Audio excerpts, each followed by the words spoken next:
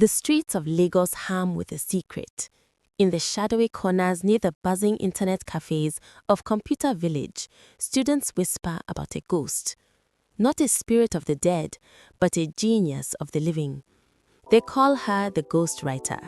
For a few hundred naira, she can solve any math problem, write any essay, crack any code that baffles the privileged kids from the expensive schools across town. But no one knows who she is. No one knows where she lives. She exists only as a username on forgotten forums, a fleeting figure in the cafe's glow, a voice on a cracked phone. This is the story of that ghost, a girl named Scholola. And the day a billionaire decided to hunt her down, not to expose her, but to offer her the one thing she could never steal, never hack, and never fake: a chance. Sholola's world was one of constant calculation, but not the kind you find in textbooks. Each day began with the calculus of survival. Would the rainwater collected in the rusty can last to wash her mother's face? How many steps to the market before the hunger pains became crippling? Her mother, Abini, sat by the open gutter, her mind a labyrinth where reality and demons danced. Scholola was her keeper, her anchor. She would gently clean Abini with a ragged cloth, whispering soothing words, tucking the torn wrapper around her thin frame. Their home was a shallow alcove behind a roaring generator, their mattress a pallet of discarded cartons. But in Sholola's mind lived a different universe, a universe of numbers and words, laws of science and patterns of history. She had devoured knowledge from the discarded textbooks she found in trash heaps, from secretly listening to lessons through school fences, and from the fleeting 2 years of formal education sponsored by a kind woman named Auntie Linda, who had vanished as suddenly as she appeared. Sholola's only connection to that world of learning was the cyber cafe. She would save coins for 30 minutes of precious internet time, diving into online forums, solving academic challenges posted by struggling students. It was her secret rebellion, her way of keeping her mind alive. Across the city, in a mansion that seemed to be made of glass and light, lived Jessica Agu. Her life was a gilded cage of expectations.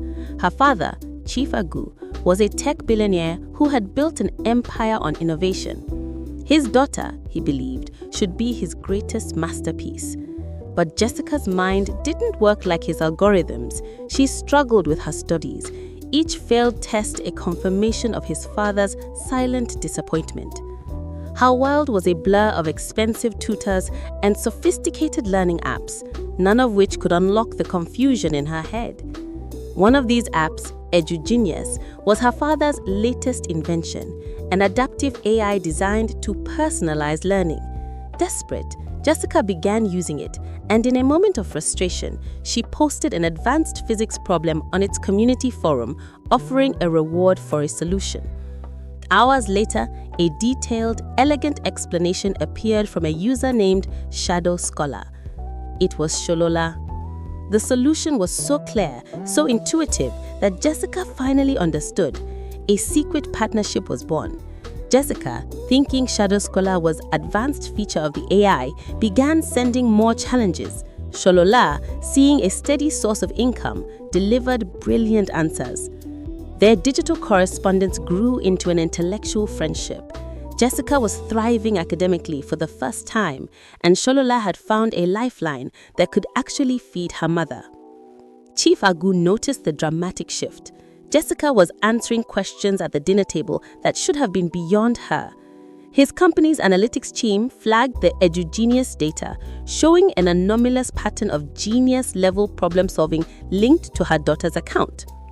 Assuming a security breach or a sophisticated cheating ring, he initiated a digital hunt. He traced the IP addresses to a cluster of internet cafes in Computer Village. The tech billionaire decided to see this threat for himself. Dressed in plain clothes, he stationed himself in a car across from the busiest cafe. For days, he saw nothing. Then one afternoon, he saw her. A young girl, impossibly thin, with eyes that held an old wisdom. She wasn't just using the computer. She was commanding it, her fingers flying across the keyboard with a fierce intensity. He watched as she finished her session, collected a small printout, and then walked not to a home, but to a destitute woman sitting on the sidewalk. The girl, Scholola, tenderly fed the woman with food bought from her earnings. Chief Agu's anger at the cheating evaporated, replaced by a profound, unsettling curiosity. Here was a level of raw, applied intelligence and resilience that his algorithms could never quantify. He followed her for a week, witnessing her entire heartbreaking routine, the care for her mentally ill mother, the humiliation for market women, the fierce protection of her few books. He saw not a fraud, but a phenomenon. He decided on an experiment. He wouldn't reveal himself as a billionaire. Instead, posing as a university researcher named Mr. Ade, he approached Scholola. He claimed he was studying informal learning systems and offered to pay her generously to participate in a series of advanced cognitive tests. Scholola, deeply suspicious, only agreed because the money was too good to refuse. Meanwhile, Jessica confessed to her AI tutor that she felt guilty, that her father was noticing her improvement and she didn't know how to explain it. Scholola, from her side of the screen, wrote back, "The truth is the hardest equation to solve, but the only one that always works." The research sessions with Mr. Ade became a turning point. In a small rented office room, Chief Agu witnessed Sholola's intellect firsthand.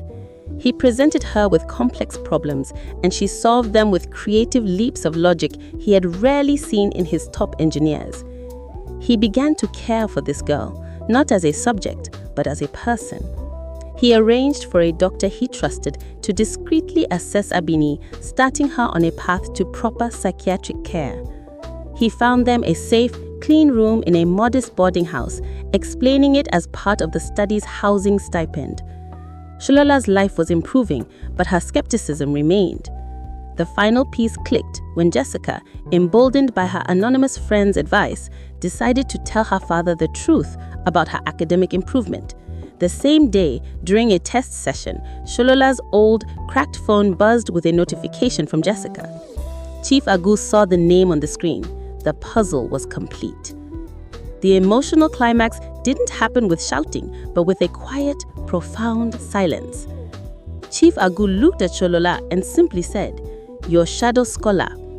Scholola froze, expecting the worst, but instead he smiled, a real, warm smile. "My daughter calls you her best friend." He revealed his true identity. The reunion between Jessica and Scholola was tearful and joyous. The secret was out, and the real work could begin. The help that followed was thoughtful and sustainable, not a fairy tale ending. Chief Agu used the existing corporate social responsibility wing of his company to grant Scholola a legitimate scholarship to Queen's Crest Academy. The transition was difficult. Other students whispered. Scholola struggled with the structured environment and suffered from imposter syndrome. Jessica had to learn to be a friend in public, not just in secret, facing social scrutiny herself. Abini was moved to a well-regarded public psychiatric facility where Scholola could visit her regularly. Recovery was slow. Some days, Abini recognized her daughter, other days, she did not, but there was consistent professional care. The story of Auntie Linda was resolved when Chief Agu's resources tracked her down. She had not abandoned Scholola. She had been abruptly deported after a visa issue and had been trying to send money back through unreliable channels. The closure was emotional for Scholola, healing a deep wound of abandonment. Chief Agu didn't just bring Scholola into his home. He became a mentor. He saw her potential not just as a student, but as a future innovator. He involved her in projects at his company, valuing her unique perspective. The relationship grew slowly, based on mutual respect. He didn't force her to call him dad, but one day she chose to. Years later, Scholola, now a confident young woman, stands beside Jessica at their university graduation. She visits her mother, Abini, who now lives in a supported group home and can have a coherent, loving conversation. Sholola's story wasn't about a lucky rescue. It was about a hidden talent that refused to be extinguished. It was about a billionaire who was smart enough to recognize that the most valuable resource in the world isn't oil or data, but neglected human potential. And it was about a friendship built on truth that bridged the deepest divides. Sholola's life is a testament to a simple, powerful idea. Genius can bloom anywhere, but it needs someone to water it. If this story reminded you that every child deserves a chance, then share it. Share it with a friend, with a parent, with a teacher. Because you never know, you might be the one to notice a ghost and help it find its way home. If you believe in second chances and the power of education, hit the like button and subscribe for more stories that don't just entertain, but inspire change. Tell us in the comments, when have you seen potential in someone that everyone else had overlooked? Your story might inspire someone else. Thank you for watching. Stay hopeful.